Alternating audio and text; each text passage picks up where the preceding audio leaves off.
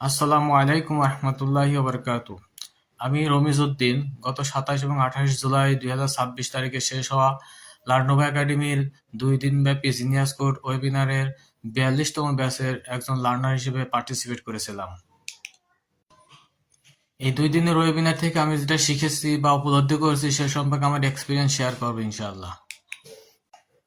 একটা দেশ ভৌগোলিকভাবে ছোট হোক আর বড় হোক, সেই দেশ পরিচালনার জন্য যেমন একজন রাজা থাকেন, যিনি ওই দেশ এবং ওই দেশের জনগণকে পরিচালনা করেন। সেই রাজা যদি সেই দেশ বা জনগণকে সঠিকভাবে পরিচালনা করেন, তবে সেই দেশ বা জনগণের মধ্যে শান্তি শৃঙ্খলা বজায় থাকে।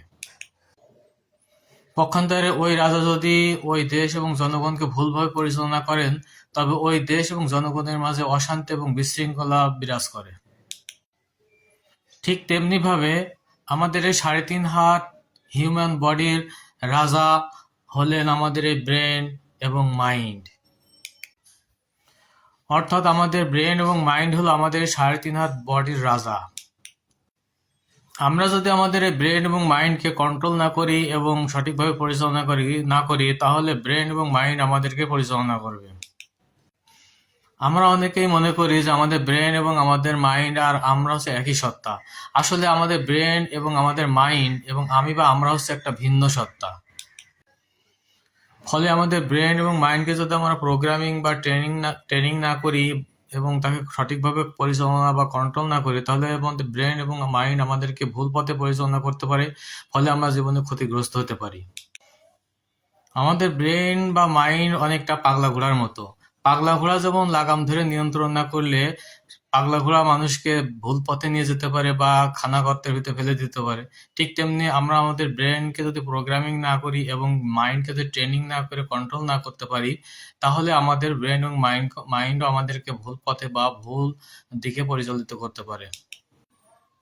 ইংরেজিতে যেটাকে বলা হয় মাইন্ড বা হার্ট, বাংলায় সেটাকে মন বা দিল বলা হয়, আর আরবিতে নাফস বলা হয়। আর এই নাফসের ৩টা ভার্সন রয়েছে। কোরআন হাদিস মোতাবেক নাফসের প্রথম ভার্সন হচ্ছে নাফসে আম্মারা, দ্বিতীয় ভার্সন হচ্ছে নাফসে লাওয়ামা এবং তৃতীয় বা শেষ ভার্সন হচ্ছে নাফসে মুতমাইন্না। নাফসে আম্মারার আপগ্রেড ভার্সন হচ্ছে নাফসে লাওয়ামা, আর নাফসে আম্মারার সবচেয়ে বেস্ট ভার্সন হচ্ছে নাফসে মুতমাইন্না, যে সম্পর্কে কোরআন হাদিসে বলা হয়েছে যে নাফসে মুতমাইন্না হচ্ছে সর্বোচ্চ লেভেলের ভালো নাফস। প্রিয় নবী মুহাম্মদ সাল্লাল্লাহু আলাইহি ওয়াসাল্লামের নাফস বা আত্মাকে ২ বার আপগ্রেড করা হয়েছিল। ছোটবেলায় একবার তাকে আপগ্রেড করা হয়েছিল এবং সর্বশেষ রাসূলুল্লাহ সাল্লাল্লাহু আলাইহি ওয়াসাল্লাম যখন মেরাজে আল্লাহর সান্নিধ্যে সাক্ষাতের জন্য যান, তখন তাকে আরেকবার জিবরাইল আলাইহিস সালাম মক্কার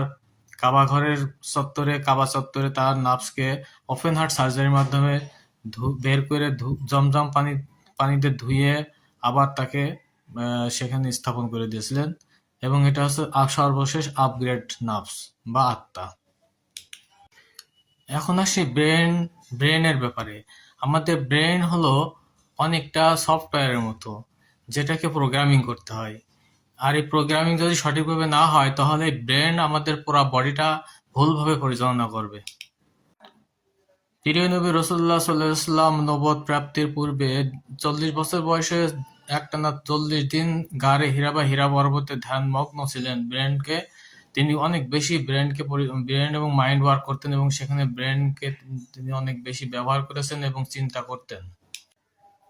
যার পরবর্তী ধাপের আল্লাহ সুবহানাহু ওয়া তাআলা রাসূল সাল্লাল্লাহু আলাইহি ওয়াসাল্লামকে গারে হিরা বা হিরা পর্বতে জিবরাইল ইসলামের মাধ্যমে ওহী নাযিল করেন এবং সেখান থেকেই তার নবুয়তের জার্নি শুরু হয় এবং মানব জাতির কল্যাণের জন্য তিনি তার ব্রেন এবং মাইন্ডকে সর্বোচ্চ পর্যায়ে ব্যবহার করেছেন এবং সাহাবীদেরকে উৎসাহ দিয়েছেন এবং পরবর্তী উম্মতদেরকে উৎসাহ দিয়ে গেছেন। এইসব বিষয়ে বলার উদ্দেশ্য হচ্ছে, আসলে আমি একটা বিষয় বোঝাতে চেয়েছি বা বুঝতে পেরেছি, সেটা হচ্ছে আমাদের ব্রেনকে প্রোগ্রামিং করা এবং মাইন্ডকে কন্ট্রোল করা, ট্রেন আপ করা অনেক বেশি জরুরি। তাছাড়া আমাদের জীবনের আসলে প্রকৃত উন্নতি বা ডেভেলপ করা কখনো সম্ভব নয়। আমি আমার বাস্তব জীবন থেকে বলতে পারি, আমি দীর্ঘদিন ডেভেলপমেন্ট সেক্টরে শিক্ষা স্বাস্থ্য বিষয়ক প্রকল্পের ইউনেস্কো, ইউনিসেফ, সর্বশেষ সেভ দ্য চিলড্রেন ইন্টারন্যাশনালের মতো আন্তর্জাতিক সংস্থার আন্তর্জাতিক মানের প্রজেক্টগুলোতে কাজ করার সময় অনেক ট্রেনিং পেয়েছি। প্রায় ৩৫টার উপরে ট্রেনিং পেয়েছি এবং ট্রেনিং করাইছি। তো সেই সমস্ত ট্রেনিং বা ওয়ার্কশপ এবং এই যে জিনিয়াস কোডের ট্রেনিং বা একটার ভিতরে আমার কাছে বিস্তর পার্থক্য মনে হয়েছে, এবং আমি অনেক ট্রেনিং পাওয়ার পরেও মনে হয়েছে যে এই বিষয়টা আমার কাছে একেবারেই নতুন এবং অনেক বেশি আলাদা। যার পরিপ্রেক্ষিতে আমার ভিতরে একটা কিউরিওসিটি বা কৌতূহলের সৃষ্টি হয় যে এখানে আসলে কি শেখানো হয় সেটা আমার দেখা বা জানা বোঝার দরকার।